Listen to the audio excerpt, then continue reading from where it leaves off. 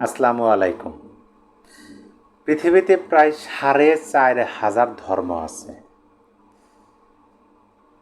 সবগুলো ধর্মের নাম আমরা জানিও না, তবে আমরা গর্বিত যে মহান সৃষ্টিকর্তার একমাত্র মনোনীত ধর্ম এবং পৃথিবীর সর্বশ্রেষ্ঠ ধর্মের অনুসারী আমরা।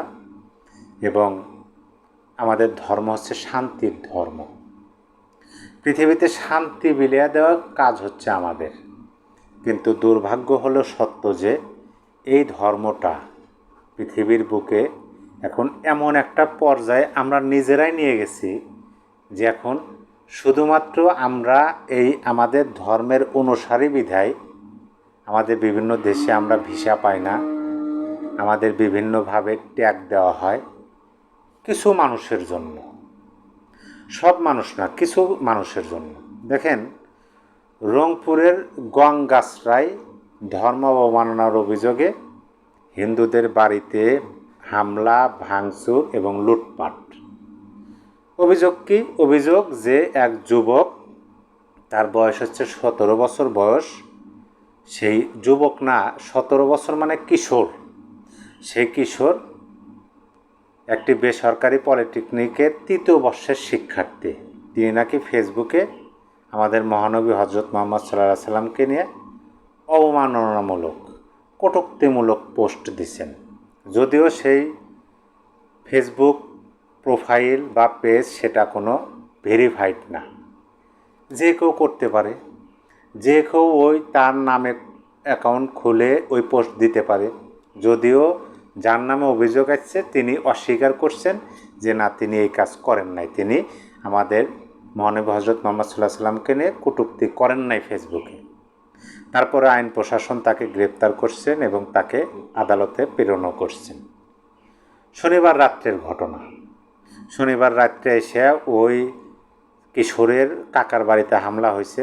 পরবর্তীতে আইন প্রশাসন সেখানে গেছে, পুলিশ গেছে, সেনাবাহিনী গেছে, মোটামুটি কন্ট্রোল। পুলিশ ওখানে ওই যে জনতাকে বলছে যে আমরা তাকে আইনের আওতায় আনছি, আইন অনুযায়ী তার বিচার হবে। কিন্তু তার পরের দিন রবিবারে দুপুরবেলা প্রায় ২,০০০ মানুষ স্লোগান দিতে দিতে ওই হিন্দু পাড়ায় গিয়া প্রায় ১৫ থেকে ১৬টা বাড়িঘর ভাঙচুর করে, লুটপাট করে। আপনি বলুন তো, যারা হিন্দু ধর্মের অনুসারী তারা কী জন্য ধর্ম পালন করে? তারা ধর্ম পালন করে স্বর্গে যাওয়ার জন্য। আমরা মুসলমান, আমাদের ধর্ম হচ্ছে ইসলাম। আমরা ইসলাম ধর্ম কী জন্য পালন করি? আমরা জান্নাতে যাওয়ার জন্য পালন করি। কারণ আমরা জানি যদি আমরা ধর্ম অনুযায়ী না চলতে পারি তাহলে আমাদের মৃত্যু পরবর্তী জীবন হবে জাহান্নামে। সেজন্য আমরা ধর্ম পালন করি। আমাদের মহানবী হজরত মুহাম্মদ সাল্লাল্লাহু আলাইহি সাল্লামের দেখানো পথে আমরা চলার চেষ্টা করি, চলি। আমাদের সৃষ্টিকর্তা মহান আল্লাহ পাকের প্রেরিত যে গ্রন্থ কোরআন শরীফ, সেই গ্রন্থের আলোকে আমরা আমাদের জীবন পরিচালনার চেষ্টা করি। সেই পবিত্র গ্রন্থে কোথাও কি লেখা আছে যে আমার বন্ধু মহানবী হজরত মুহাম্মদ সাল্লাল্লাহু আলাইহি সাল্লামকে নিয়ে যদি কেউ কটূক্তি করে তার বাড়িতে গিয়ে হামলা করো, ভাঙচুর করো, লুটপাট করো? এরকম কি কোনো নির্দেশনা আছে? নাই। তারপর আমরা করি, কী জন্য করি? আমরা এই জন্য করি যে আমরা মহানবী সাল্লাল্লাহু আলাইহি সাল্লামকে ভালোবাসি, আমাদের জীবনের চেয়েও বেশি ভালোবাসি। এখন যখন মহানবী সাল্লাল্লাহু আলাইহি সাল্লাম নবুয়তপ্রাপ্ত হলেন, ধর্ম প্রচার করলেন, ধর্ম প্রচার করতে গিয়ে আমরা বিভিন্ন ওয়াজ মাহফিলে শুনি, বড় বড় বক্তা বলেন নবীজি অনেক অপমাননার শিকার হয়েছেন, অনেকে তাকে অপমান করছেন, পাথর দিয়ে মানে ঢেলে ঢেলে নির্যাতন করছেন। তারপরে নবীজির ব্যবহার, কথা, নবীজির আদর্শ মানুষকে অনুপ্রাণিত করছে, আকর্ষণ করছে। পরিশেষে তারা নিজেদের ভুল নিজেরা বুঝতে পাইরে আমাদের মহানবীর কাছে এসে আমাদের ধর্ম গ্রহণ করছে। কিন্তু বর্তমান সময় কি হইতেছে? বর্তমান সময় শুধুমাত্র অভিযোগ উঠলেই হলো যে উনি আমাদের মহানবীকে নিয়ে কটূক্তি করছে, সেটা প্রমাণের আমরা ধার ধারি না। আদৌ কি তিনি নবীজিকে কটূক্তি করছেন কি করেন নাই, সেগুলো আমরা কিচ্ছু খোঁজার চেষ্টা করি না, আমরা গিয়ে আক্রমণ করি। আমরা ধর্ম পালন করি জান্নাতে যাওয়ার জন্য। আমরা জান্নাতে যাওয়ার জন্য অন্যের বাড়ি ভেঙে, অন্যের বাড়িতে লুটপাট করে জান্নাতে কি যাওয়া যাবে? মহান আল্লাহ পাক কি তোরে জান্নাত দেবে? তুই যে জান্নাতে যাওয়ার জন্য আর একজনের বাড়ি ভাঙলি, আর একজনের গিয়া তুই তার প্রাণ কেড়ে নিলি, এতে কি আল্লাহ খুশি হয়ে গেল? আমাদের দিনের নবী খুশি হয়ে যাবে? যা, আমাকে কটূক্তি করছে আর আমার বান্দা দেখো গিয়া ওর এই করছে, আমি তার উপর খুশি, এরকম কোনো নজির আছে? নবীজি আমাদের শিখাইছে ক্ষমা করতে হয় কিভাবে, নবীজি আমাদের শিখাইছে ধৈর্য ধরতে হয় কিভাবে। আমরা জানি যে এই পৃথিবীর সকল কিছু, শুধু পৃথিবী না, সমস্ত কিছু পৃথিবীর বাইরে যা আছে, পৃথিবীর মধ্যে যা আছে, সব কিছুই আমাদের মহান আল্লাহ পাক সৃষ্টি করছেন। তাহলে আল্লাহ পাক সৃষ্টি করছেন কিসের জন্য? আমাদেরকে ভালো রাখার জন্য। আকাশে তারা দিচ্ছেন, সূর্য দিচ্ছেন, রাত্রিবেলায় চাঁদের আলো পাই আমরা। আর আমরা হলাম এই পৃথিবীতে সবচেয়ে উৎকৃষ্ট প্রাণী, সর্বোত্তম প্রাণী, সর্বশ্রেষ্ঠ প্রাণী কি? মানুষ। এখন আমি মানুষ হিসাবে নিজেকে দাবি করতেছি, এবং আমি নিজেকে দাবি করতেছি আমি হলাম ইসলাম ধর্মের অনুসারী। আমার আদর্শ হচ্ছে মহানবী হযরত মুহাম্মদ সাল্লাল্লাহু আলাইহি ওয়াসাল্লামের দেখানো আদর্শ। আমি চলি মহান সৃষ্টিকর্তার দেখানো পথে, অথচ আমি গিয়ে আর একজনের বাড়িতে হামলা করি, লুটপাট করি, ভাঙচুর করি। এগুলো দ্বারা কি বোঝায়? এগুলো দ্বারা আমাদের ধর্মকে আমরা নিজেরাই ছোট করতেছি। এগুলো দ্বারা আমরা নিজেরাই নিজেদের জীবনকে বিপদগামী করতেছি। অবাক করা বিষয়। বর্তমান সময়ে এই বিষয়টা আরও অনেক দ্রুত, কি বলে, মনে হয় স্বাচ্ছন্দ্যের সাথে নিজেকে গর্ববোধ করে, এরকম লালমনিরহাটের ঘটনা দেখলাম তো আমরা। সেই বৃদ্ধের পুত্র, অথচ সেই বৃদ্ধের পরিবার থেকে দাবি করা হইতেছে যে না, সেরকম কোনো ঘটনা না। ঘটনা হলো যে ওই বৃদ্ধ হচ্ছে নরসুন্দর, চুল কাটানো, তার কাছে 10 টাকা নিয়ে মতপার্থক্য হয়েছে। ওই মুন্সি 10 টাকা কম দেবেন, ওই নরসুন্দর 10 টাকা কম নেবেন না। এটা হচ্ছে নরসুন্দর পরিবারের দাবি। আমরা কোনো সত্য মিথ্যা যাচাই করার দরকার নাই।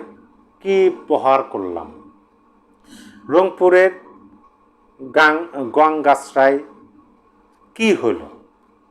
এগুলো দ্বারা তো বর্তমান সরকারেরই ক্ষতি হইতেছে, এগুলো দ্বারা ডক্টর ইউনূসেরই ক্ষতি হইতেছে, এবং সেটা নিজেই করতেছেন আমি ব্যক্তিগতভাবে মনে করি। এজন্য যে 5ই আগস্টের পরে বাংলাদেশে যতগুলো ঘটনা ঘটছে, ধর্ম অবমাননার নামে কতগুলো যুবকের প্রাণ কেড়ে নেওয়া হয়েছে, কতগুলো বাড়িতে হামলা হয়েছে, ধর্ম অবমাননা তো ছাড়াই 5ই আগস্টের পরপরই মাজার, মন্দির ভাঙচুর হয়েছে, লুটপাট হয়েছে, এমনকি মসজিদের মধ্যে মারামারি, কোপাকুপি পর্যন্ত আমরা দেখছি। কিন্তু দুঃখজনক হলেও সত্য, 5ই আগস্ট থেকে আজকে আমি ভিডিও করতেছি 2025 সালের জুলাই মাসের 29 তারিখ, তার আর 7 দিন পরেই আবার সেই 5ই আগস্ট, 1 বছর। এর মধ্যে কোনো এক ব্যক্তিকে ডক্টর ইউনূস সাহেব আইনের আওতায় আনছেন যারা এই ধর্ম অবমাননার অভিযোগ তুলে অন্যকে প্রহার করছেন, অন্যের বাড়ি হামলা করছেন, লুটপাট করছেন? এরকম দৃষ্টান্ত তিনি স্থাপন করেন নাই। এই সমস্ত দায়ভার কার উপর বর্তায়? আমি তো এতক্ষণ বললাম আখিরাতের বিষয়টা, আমাদের জীবনের পরবর্তী বিষয়টা, কিন্তু এই দুনিয়াতে এই বিষয়গুলো যদি না ঠেকানো যায়, তাহলে আমাদের বাংলাদেশ মুসলিম কান্ট্রি, এটা সবাই জানে। এই মুসলিম কান্ট্রিতে এই ঘটনাগুলো অনর্গল ঘটছে, এর জন্য বাইরের অন্য দেশ আমাদেরকে এখন ভিসা রিজেক্ট করতেছে। আমরা ধীরে ধীরে এক ঘরে হয়ে যাচ্ছি ওই কিছু মুষ্টিমেয় কিছু লোকের জন্য। সারা বাংলাদেশের 99% মুসলমান। আপনি কি বলতে চান যে সব মুসলমানই এরকম? আপনার সামনে যদি এরকম কোনো ব্যক্তি এসে বলে যে ওই ব্যক্তি মহানবীকে অবমাননা করছে, আপনি কি তার সাথে তার বাড়িতে আক্রমণ করতে পারবেন? আমি পারব না। আমার অন্তর, আমার মস্তিষ্ক এটা করতে দেবে না। দেশের প্রচলিত আইন অনুযায়ী তার বিচার হবে, সত্য মিথ্যা যাচাই হবে। কিন্তু এইটা করা হইতেছে, বলা হয় যে এর মধ্যে কিছু চোর, কিছু নেশাগ্রস্ত লোক ঢুকে গেছে, তারা ঢুকে এগুলা করছে। সুযোগটা করে দিতেছে কারা? নেতৃত্ব দিতেছে কারা? দৃষ্টান্তমূলক একজনকে শাস্তি দেন, দেখেন সারা বাংলাদেশ একদম শান্ত হয়ে যাবে, কেউ আর সাহসী পাবে না। আরেকটা বিষয়, 5ই আগস্টের পরে বাংলাদেশের যে অবস্থা, এই পরিস্থিতির মধ্যে আমার মনে হয় না এমন কোনো বাবার ছেলে আছেন, এমন কোনো বাপের বেটা আছে যে আমাদের মহানবী সাল্লাল্লাহু আলাইহি ওয়াসাল্লামকে নিয়ে বা আমাদের ধর্মকে নিয়ে কটূক্তি করার সাহস রাখে। এটা আমি বিশ্বাস করি না। তারপরও যদি কেউ অতিরিক্ত সাহস দেখায় এই কাজগুলো করে, দেশে আইন আছে, বিচার আছে এবং আইন শৃঙ্খলা বাহিনী আছে। তারা তাকে আইনের আওতায় আনবেন, তদন্ত করবেন, সত্য মিথ্যা যাচাই করবেন, আদালত আইনের মাধ্যমে সেটা বিচার করবে, সুন্দর সমাধান। কিন্তু আমরা কি করি? আমরা আইন নিজের হাতে তুলে নেই এবং আমরা নিজে বুক ফুলায় করি যে উনি আমার ধর্মকে অবমাননা করছেন, এটা করতে হবে। কেন রে বাপুরে? তোমারে এটার অধিকার কে দিচ্ছে? না দিচ্ছে আমাদের ধর্ম, না দিচ্ছে আমাদের রাষ্ট্র।